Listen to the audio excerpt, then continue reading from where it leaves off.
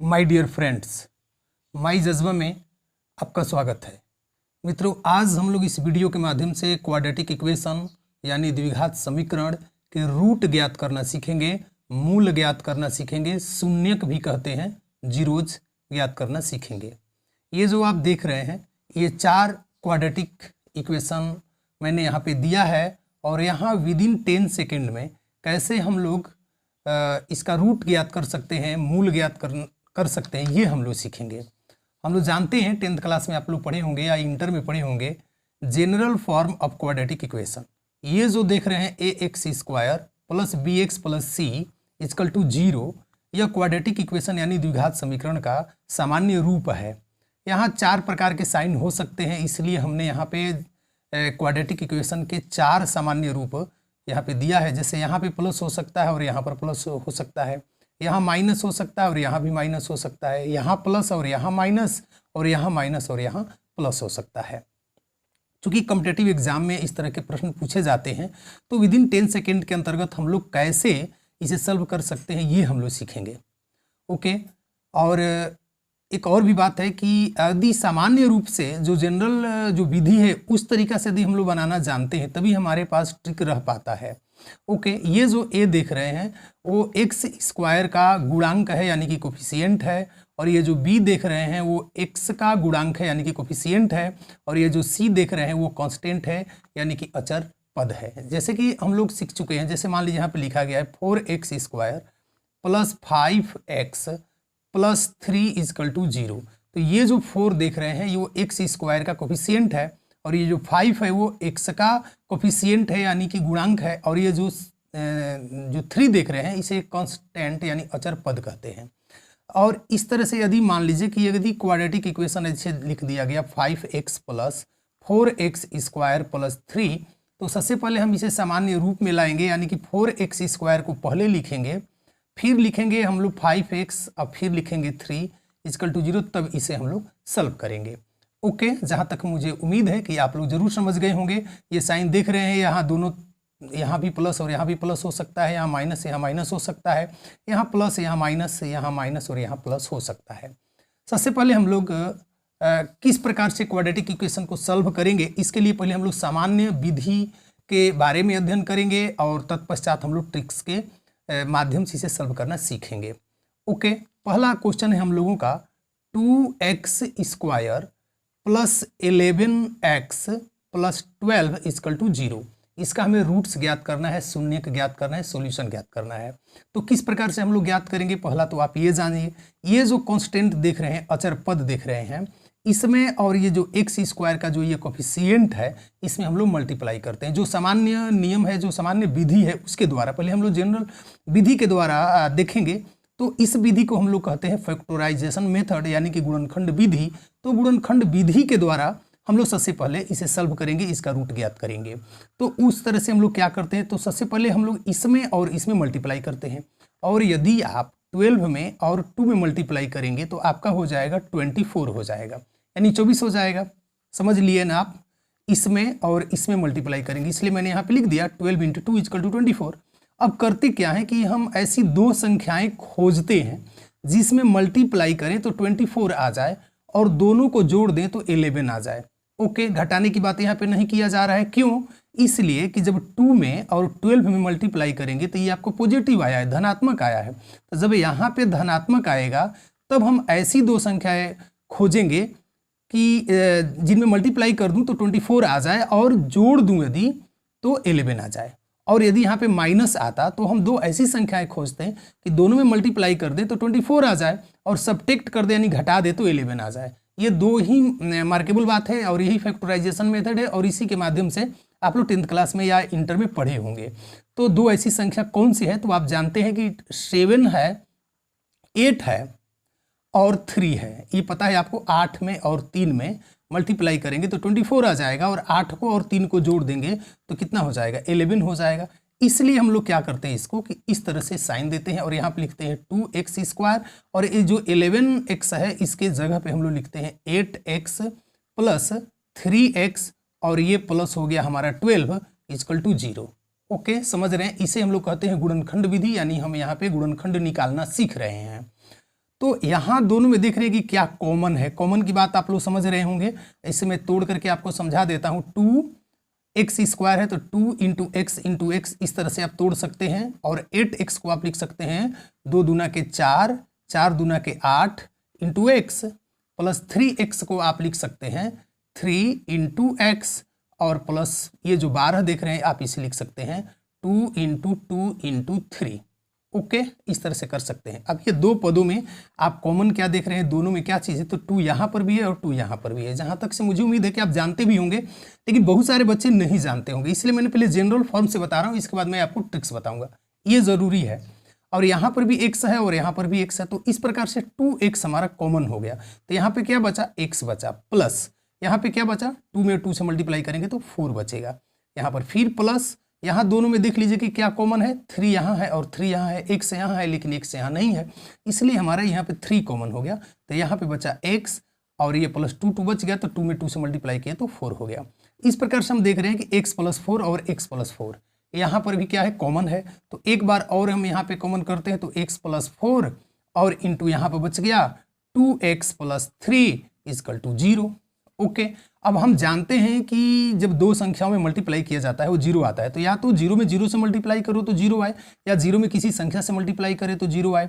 तो या तो ये 0 हो सकता है या तो ये 0 हो सकता है, इसलिए हम लोग यहाँ पे लिखते हैं व्हेन, यानी कि जब x + 4 = 0, तो केवल x = क्या होगा, तो ये प्लस इधर जाएगा ना, तो 0 - 4 यानी कि हो जाएगा -4। इसी प्रकार से जब 2x + 3 = 0, तो 2x = क्या होगा, ये प्लस इधर जाएगा तो -3 हो जाएगा। केवल x = क्या होगा, तो -3/2, ये आप लोग जानते होंगे। तो इस प्रकार से क्वाड्रेटिक इक्वेशन के यहाँ पे 2 रूट्स हुए, यानी x के मान 2 हुए, एक हुआ -4 और एक हुआ -3/2। यही इस क्वाड्रेटिक इक्वेशन का सॉल्यूशन हुआ, हल हुआ। तो ये तो था हमारा जनरल मेथड्स, जनरल विधि के द्वारा बनाने में कितना देर भी लग रहा है, और इसी तरह से गुणनखंड बनाया भी जाता है और इस तरह से मूल ज्ञात किया जाता है। लेकिन हम लोग अब यहाँ पे सीखेंगे, ट्रिक्स का प्रयोग करेंगे, और ट्रिक्स के प्रयोग के माध्यम से कैसे हम लोग विदिन 10 सेकेंड के अंतर्गत हम क्वाड्रेटिक इक्वेशन यानी द्विघात समीकरण का रूट ज्ञात कर सकते हैं। ओके, तो मित्र यहाँ पर देखिए, पहला हमको ये दिया गया है 2x² + 11x + 12। यहाँ आपने सॉल्व किया था तो आपका आया था -4 और आया था आपका -3/2। यहाँ ये 2 रूट्स इसके आए थे, और ये 2 रूट्स कैसे आए थे और इसे हम लोग ट्रिक के माध्यम से कैसे बनाएंगे, ये हम लोग देखेंगे। तो सबसे पहले हम लोग क्या करते हैं कि जो ट्रिक का प्रयोग करते हैं, ओके, तो 12 में और 2 में मल्टीप्लाई करते हैं। तो 12 में और 2 से मल्टीप्लाई करेंगे, या यहाँ पर मैं लिख ही ले रहा हूँ, पहला जो मेरा क्वेश्चन है उसे मैं यहाँ पे लिख दे रहा हूँ कि 2x² + 11x + 12 = 0 है, इसका रूट्स ज्ञात करना है। तो सबसे पहले हम लोग क्या करेंगे कि 2 में और 12 में मल्टीप्लाई करेंगे, ये हमारा हो जाएगा 24 हो जाएगा, और ये 11x से ध्यान में रखेंगे, ये पॉजिटिव आया है, आप देख रहे हैं। दो ऐसी संख्याएं खोजेंगे कि दोनों में हम मल्टीप्लाई करें तो 24 आ जाए और दोनों को ऐड करें तो 11 आ जाए। ये हमको पता है कि हमारा होगा 8 और ये होगा हमारा 3। तो ये 2 रूट्स हो गए, और करना क्या है कि बस इसका साइन बदल देना है, चिन्ह बदल देना है। यानी पॉजिटिव है तो यहाँ पे 8 में और 3 से मल्टीप्लाई करते हैं तो कितना हो जाएगा, आपका 11 हो जाएगा।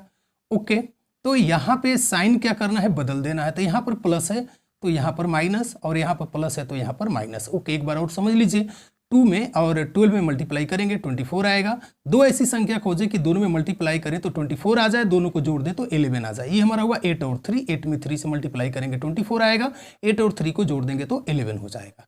ओके, अब करेंगे क्या, तो साइन बदल देंगे, यहाँ पे पॉजिटिव था तो माइनस कर दिए और माइनस कर दिए। अब करेंगे क्या कि जो ये कोफिशिएंट है उसी से यहाँ पे डिवाइड कर देंगे। ओके, जब डिवाइड कर देंगे तो 8 में 2 से डिवाइड करिएगा तो ये -4 हो जाएगा, ये तो नहीं हो पाएगा तो ये 3/2 होगा। तो ये हमारा 2 फाइनल रूट्स हो गया। ओके, है ना, बिल्कुल इजी है। दूसरा क्वेश्चन है x² - 5x - 24। यहाँ पर मैं लिख ले रहा हूँ, यहाँ पर देखिए दूसरा जो हमारा क्वेश्चन है वो है हमारा, ये जो सेकंड देख रहे हैं, इस सेकंड को हम लोग देख रहे हैं, ये जो सेकंड है हमारा 2x² - 5x - 24 = 0, इसका हमें बनाना है। अब देखो मित्र, यहाँ जो x² है इसके पहले इसका कोफिशिएंट क्या है, उसमें तो कोफिशिएंट इसमें जो देख रहे हैं ना, इसमें जो कोफिशिएंट था वो तो 2 था, यहाँ पर जो देख रहे हैं यहाँ पे कोफिशिएंट 2 था और यहाँ जो कोफिशिएंट है वहाँ कुछ भी नहीं है, तो हम मान लेते हैं कि 1 है और यहाँ -24 है। तो 1 में और -24 में मल्टीप्लाई करेंगे अगर आप, तो क्या होगा आपका -24 आएगा। ओके, समझ में आ रही है आपको बात। अब दो ऐसी संख्याएं हमें ढूंढनी है कि दोनों में मल्टीप्लाई करें तो 24 आ जाए और सब्ट्रैक्ट करें तो 5 आ जाए। जब यहाँ पर माइनस का साइन होगा तो सब्ट्रैक्ट वाला ढूंढना पड़ेगा। तो इस तरह से हम लोग क्या देख रहे हैं कि 8 में और 3 में मल्टीप्लाई करेंगे तो 8 में 3 से मल्टीप्लाई करेंगे तो 24 आएगा और 8 में से 3 को सब्ट्रैक्ट कर देंगे तो 5 आ जाएगा। ओके, समझ में आ रहा है। और यहाँ आप देख रहे हैं कि -5, तो ये आप जानते होंगे कि -8 + 3 = होता है -5। ओके, इसके बाद में हम एक अलग से वीडियो बना देंगे, यदि आप कमेंट के माध्यम से सूचित करेंगे। तो यहाँ पर -8 + 3 रहेगा तभी तो -5 आएगा ना। तो इस प्रकार से हमारा यहाँ पे हो जाएगा -8 और ये हो जाएगा +3 हो जाएगा। ओके, यानी खाली 3 हो जाएगा। अब -8 में 3 से मल्टीप्लाई करेंगे तो -24 आ जाएगा और -8 + 3 होगा तो हमारे क्या हो जाएगा, ये -5 बच जाएगा। तो इस तरह से -8 और हो गया हमारा +3, -8 और 3 ये 2 हो गए। अब करना क्या है, तो साइन बदल देना है, चिन्ह बदल देना है। ये माइनस है तो ये प्लस हो जाएगा और ये प्लस है तो माइनस हो जाएगा। अब कोफिशिएंट से भाग देना है, कोफिशिएंट तो यहाँ पे 1 है तो 1 से भाग दो तो उतना ही रहेगा। ओके, माइनस का साइन बदलेंगे तो प्लस हो जाएगा, प्लस का साइन बदलेंगे तो क्या हो जाएगा, माइनस हो जाएगा। तो इस प्रकार से यहाँ पर हम लोग ये देख रहे हैं कि हमारे 2 रूट्स क्या हुए, तो 8 और -3 हो गए। ये हमारे 2 रूट्स हो गए। ओके, ये हमारा फाइनल आंसर हो गया। नेक्स्ट क्वेश्चन, ये जो थर्ड देख रहे हैं, x² + 6x - 16 = 0। x² + 6 - 16 = 0। इसे हम लोग देख रहे हैं, यहाँ पे मैंने थर्ड दिया है। इसको बनाएंगे, यहाँ पर क्या है, -16 है, यहाँ पे कुछ भी नहीं है तो क्या है, 1 है। 1 में और -16 में मल्टीप्लाई करेंगे तो -16 आएगा। यहाँ पे निगेटिव आ गया, इसका मतलब है कि 2 ऐसी संख्याएं ढूंढनी है जिनमें मल्टीप्लाई करूँ तो 16 आ जाए और बड़े में से छोटे को घटा दूँ तो 6 आ जाए। तो ये हुआ हमारा 8 और ये हुआ हमारा 2।